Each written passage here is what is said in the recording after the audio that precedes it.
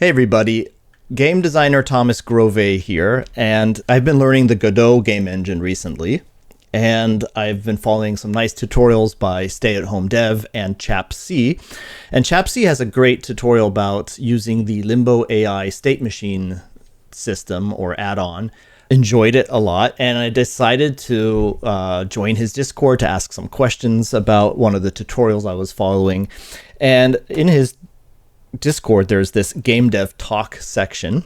In there, he presented this problem he was having, which I'm going to explain in a minute. I had some ideas about how to solve his problem, so I started thinking about it and decided to extend his script in order to solve that problem. So let me show you what the problem is, first of all. What I have here is the result of following Chap.C's tutorial with a LimboAI state machine tutorial. And it's pretty cool. As long as the camera is following the player, it works great.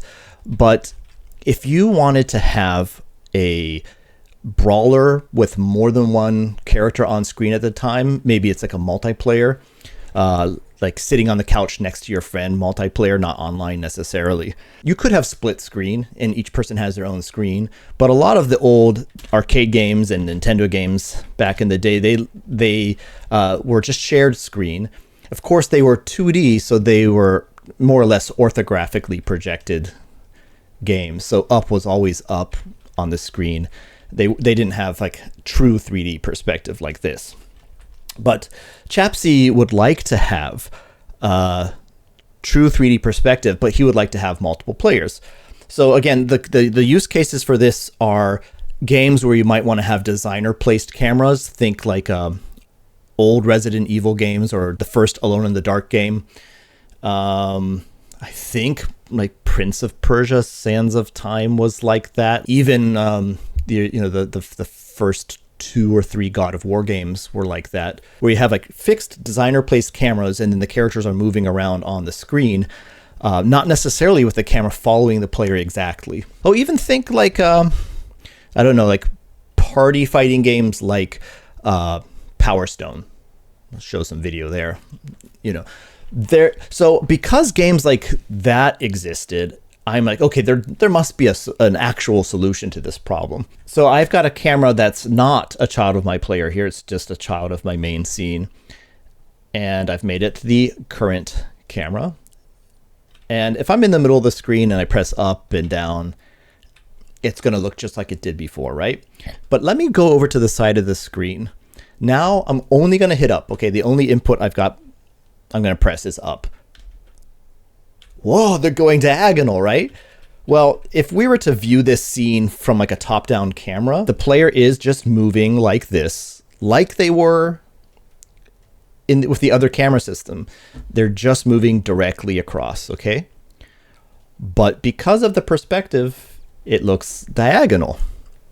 I had, 2 suggestions here. One was compensate for the perceived diagonal motion by just adding your own. Or like maybe make lines on the field.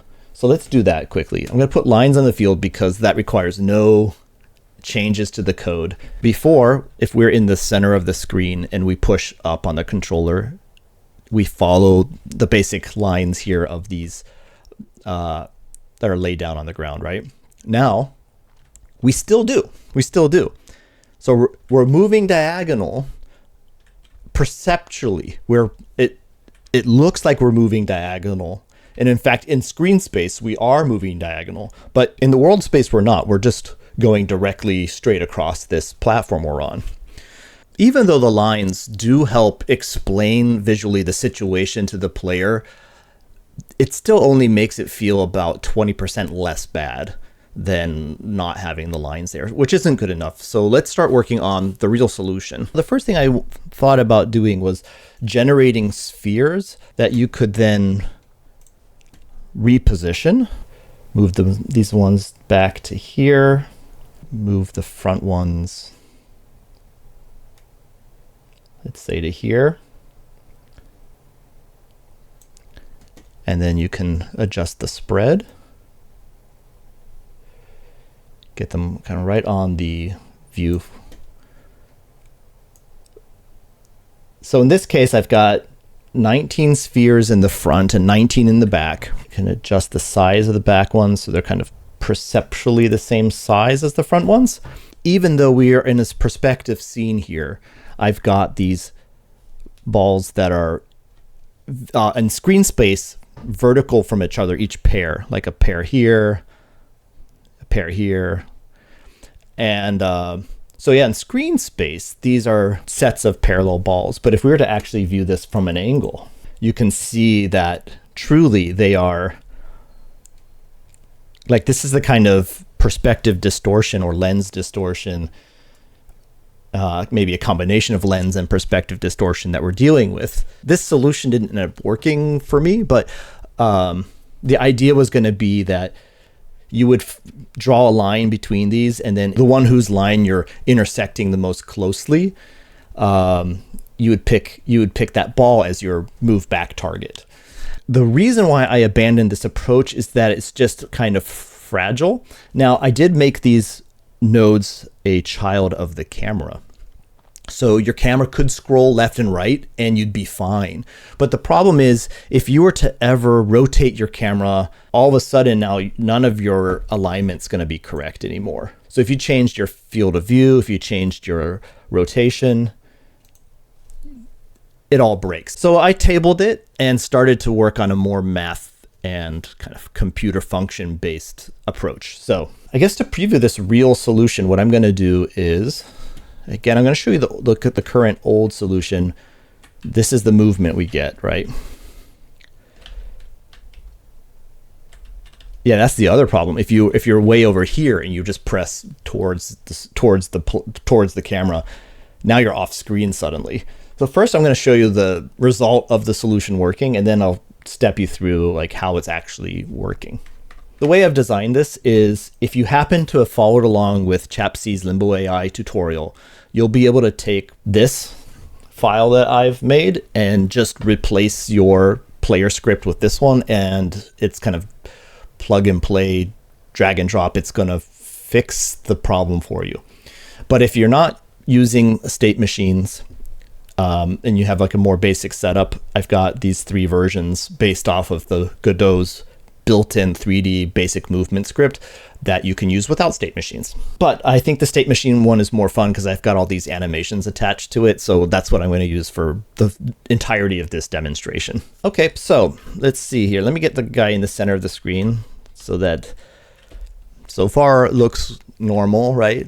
It looks like how it looked before, but what's this? Oh, crap, it's working.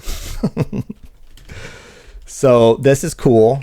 And I also want to show a few other things that's cool about this.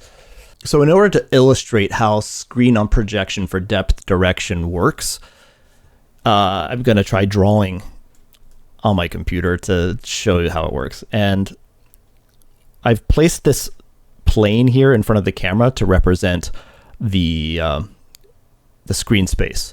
So if I look through the camera's lens, you can see that that plane is covering my camera's full view frustrum. And I've taken a screenshot of this, and I took a screenshot of the setup here, and I'm going to try to paint on it in Affinity Photo to show how it works. So the first part, what our script does is it takes, this is kind of the general theory of how screen on projection for depth direction works. And it more or less applies the same for our simple method and our Raycast methods. It's just the Raycast method's more accurate in how it does it, because it's actually using, this is going to be actually a little bit more how the Raycast one does it, because I'm going to be drawing rays here. But here's the general theory. So our character has a position in world space. So our script's going to get that. Our script's also going to get our camera's position in world space. Both those are going to be saved as variables. We're then going to unproject our character's world space to screen space. So basically, here, we're going to say the character's origin is right there and at this pixel. And we get that through the unprojection function method. That's going to take, we're saying this point here, where is it on screen space? And boom, that's where it is on screen space in this case. The next thing we're going to do is take an offset of that right down there. Okay, so that's a vertical line. This is the direction we want the movement to be for the character. Now when I save that and I go back into my other image, it's been updated. You can kind of see the points we just drew. Now we're gonna reproject from our camera through this point that we calculated, this offsetted point in screen space. We're gonna project from the camera through that and see where it intersects on the ground. If you remember, it was kind of along the line there. So it's probably something like that. I can try to manually just do this and see if it works out. Yeah. So our original one would have been going from the camera to here. Our unprojection through this point, and then our reprojection through our calculated vertical offset to give us this other point here. Now, what we're going to do is our script's going to take our old position and our new position, and it's going to draw a line between them. And that is our new depth direction. This is the vector that we're going to use in world space to target our movement. And we're recalculating this frame by frame. Every frame that gets recalculated.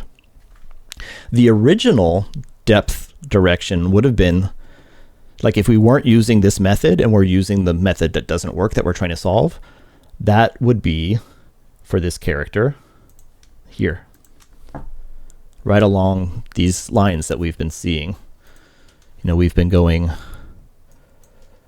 through these lines like this,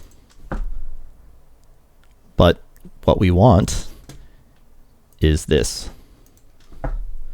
Right? We want this screen space movement, not this screen space movement. And so in this world view here, there's the default movement that we don't want, the dark blue here, and this cyan blue, this light blue, this is the direction we want.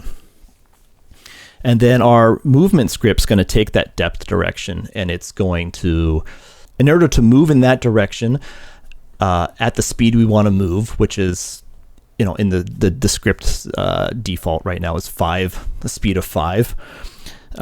It does basic, I think it's just like basic trigonometry, like the Pythagorean theorem, to say, okay, well, we're going to need to do about 4, velocity of 4 along our z. So normally we'd just doing 5 on z and we'd go straight back, but we would be going at the angle. But so now it's going to calculate something like about 4 there and about 2 and along x. So, and then the sum of that, not the sum, but the, squared normalized input of that is going to be 5 in this vector direction, and that's how it works. Next, I'd like to get into more of the advanced features of this character controller, show some of the script, how it's set up, and show some of the edge cases that I've been able to fix. First things first, let's see what it's overall capable of. I already showed you the character running around in the world. You can also run on top of boxes. It still follows the same depth direction. It recalculates it based on your height. So, the depth direction here is actually slightly different than if you're here, but it switches correctly. And one thing that was like a sticking issue literally, I don't know if I could break it and show you, but if you approach the rear edge and you walked off, if you were using the raycasting method, it would kind of fail because, of course, the raycast has a hard time when the angle changes to steep, or perhaps like when it can't see the ground to cast to because it's obscured by the box. And yeah, but we can go up a hill, down a hill. I'm not holding diagonal up here. I'm just holding left and right. But I think it makes sense for the player. It doesn't feel weird. It's kind of what you would want as the player. I could run off the edge of it. While it's on this slope here, it does still follow the vertical movement. And you could disable that, but you wouldn't want to. It's not nice. It's better this way. I can rotate the camera on the y-axis. So it supports any kind of Y rotation of the camera. Continues to work. The slopes work fine in this orientation as well. Yeah, and then there's one other thing, which I'll just show. So the player script has just two selectors here. Of course, the tutorial-based one has the slot for the state machine, but the basic one won't have that. It'll just have the, well, I should say the enhanced version of the basic. The enhanced basic one has our screen unprojection depth direction method, and we have three choices: simple, raycast planar, and raycast sloped.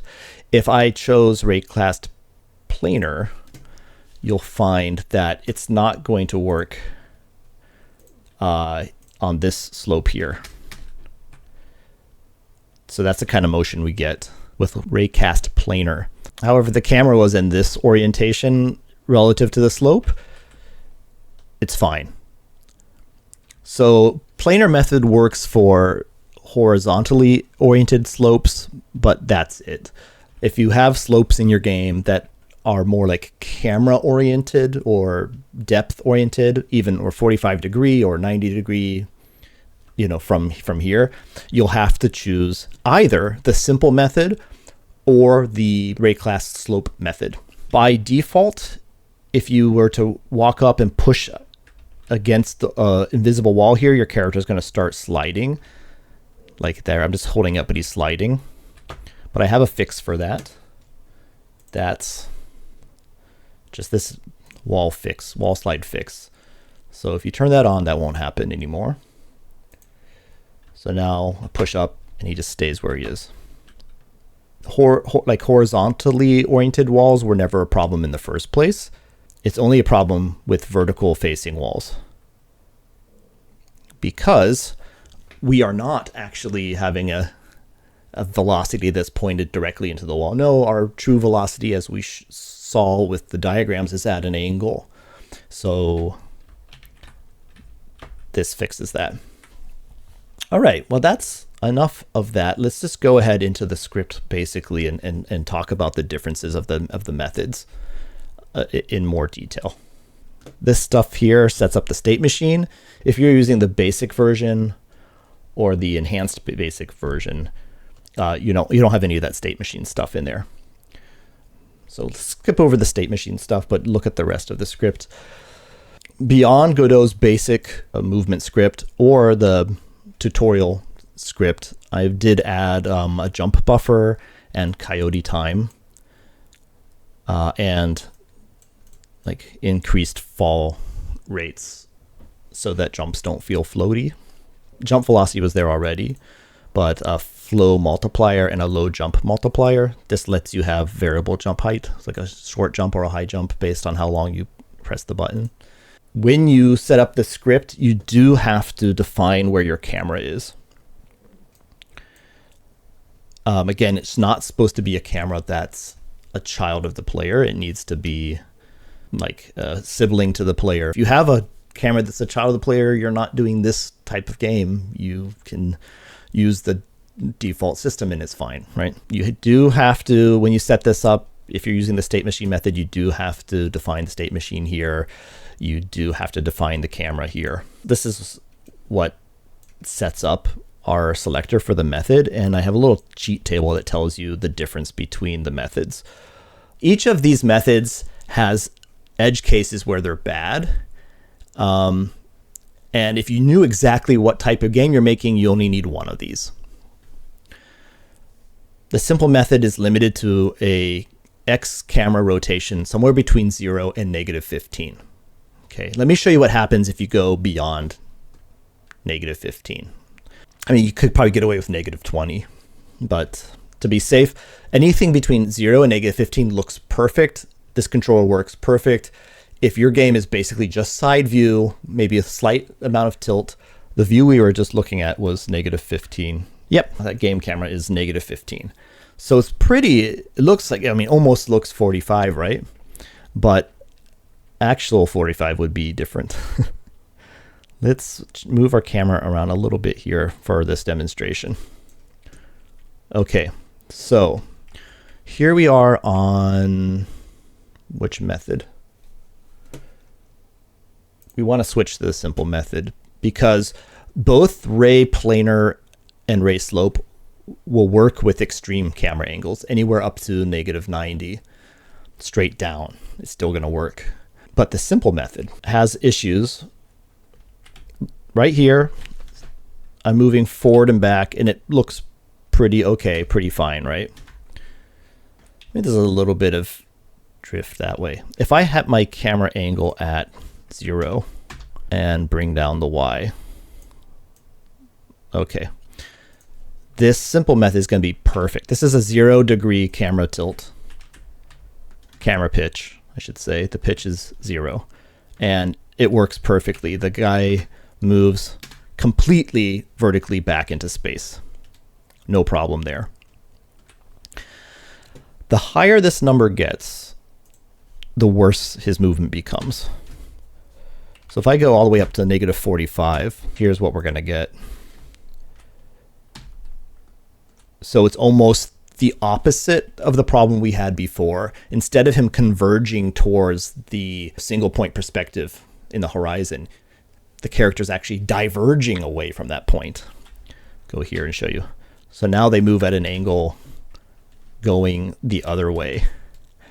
And you could probably compensate for that in the math somewhere, but like you would have to compensate for it at every single camera angle and every single distance to the player. And so if you want to have a 45-degree camera, you have to use, at least with my script as it is right now, you have to use one of the Raycast versions.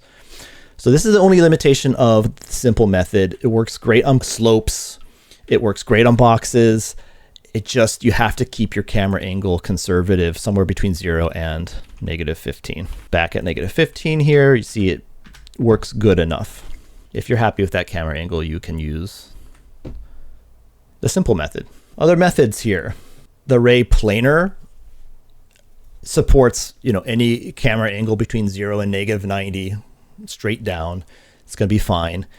It's about twice as expensive as the simple method, and it only supports slopes that are along the horizontal view of the camera.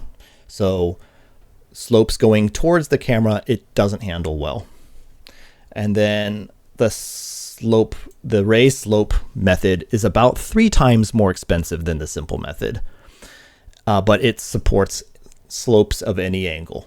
And that's really the only limitations. There was a bug where both the slope planar and the slope Ray one would have trouble going off the back side of a box.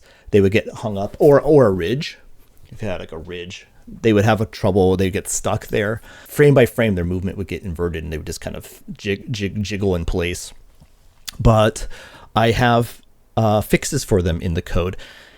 If you look at the code for the simple method, it's right here. It's not that much code to do the simple method, which is why it's part of the reason why it's so cheap. And I have older versions of the planar Raycast version, or even the sloped Raycast version, that are almost as short as this. They're still more expensive because the raycasting is more expensive. Let me see if I have an old one here. There. This is the old version of the script. I'll try to show the whole thing here. It's kind of getting cut off on the screen. But it's pretty small. But it has a few, like it has those hiccups on the back sides of boxes and stuff. So basically I added a bunch of fallbacks that fix it. So you can go off the back of a box, but it does make the code quite a bit longer. Just to go through the simple version, it's more or less doing what we drew out in the diagram, but slightly different because it's not using raycasting. The basic idea is still the same. So first we get our player's position. We do the unprojection from the camera to the player position. That gives us our player's position on screen space instead of world space. Then we offset that by some value in the y-axis, up and down axis of our 2D plane. We then, this basically calculates the depth that the character's away from the camera. And then at that same depth, we take our screen offset position, and we kind of reproject it back into the world at that depth.